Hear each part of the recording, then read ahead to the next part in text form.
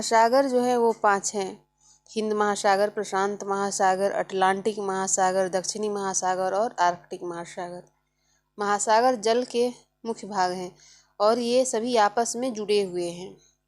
महासागर हमेशा गतिशील रहता है। तरंगे, ज्वार भाटा तथा महासागरीय धाराएं महासागरीय जल की 3 मुख्य गतिविधियां हैं। और सबसे बड़ा महासागर प्रशांत महासागर, यह पृथ्वी के 1/3 भाग पर फैला हुआ है। पृथ्वी का सबसे गहरा भाग मोरियाना गर्त प्रशांत महासागर में ही स्थित है। प्रशांत महासागर लगभग वृत्ताकार है।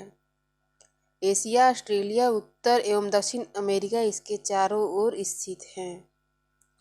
अटलांटिक महासागर विश्व का दूसरा बड़ा महासागर है। सबसे बड़ा महासागर प्रशांत महासागर, दूसरा बड़ा महासागर अटलांटिक महासागर।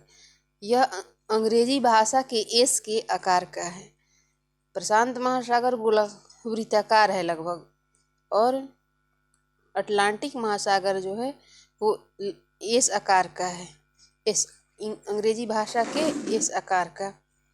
इसके पश्चिमी किनारे पर उत्तर एवं दक्षिणी अमेरिका है तथा पूर्वी किनारे पर यूरोप एवं अफ्रीका।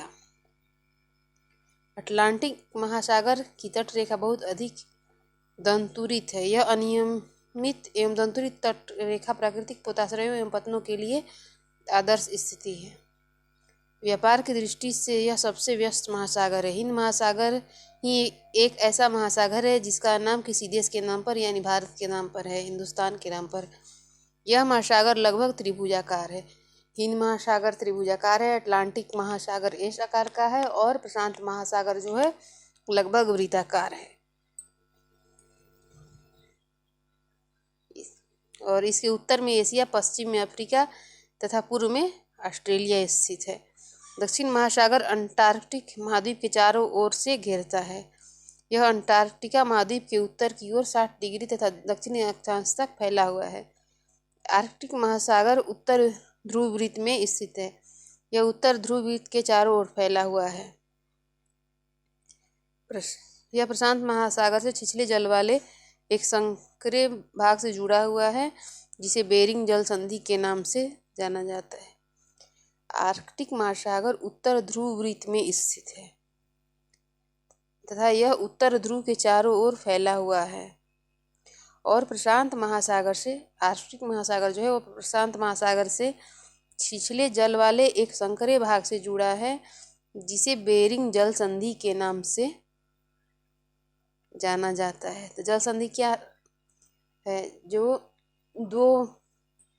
दो भागों को जोड़ता है, जल के द्वारा जोड़ता है, तो जल संधि। यह उत्तर अमेरिका के उत्तरी तटों तथा यूरेशिया से घिरा हुआ है।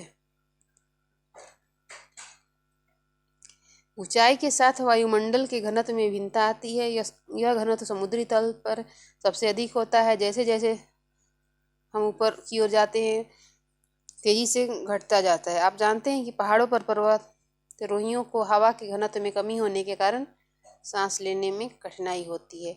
ऊंचाई पर सांस लेने के लिए उन्हें अपने साथ ऑक्सीजन सिलेंडर ले जाना पड़ता है। जैसे जैसे हम ऊपर की ओर जाते हैं तापमान भी घटता जाता है।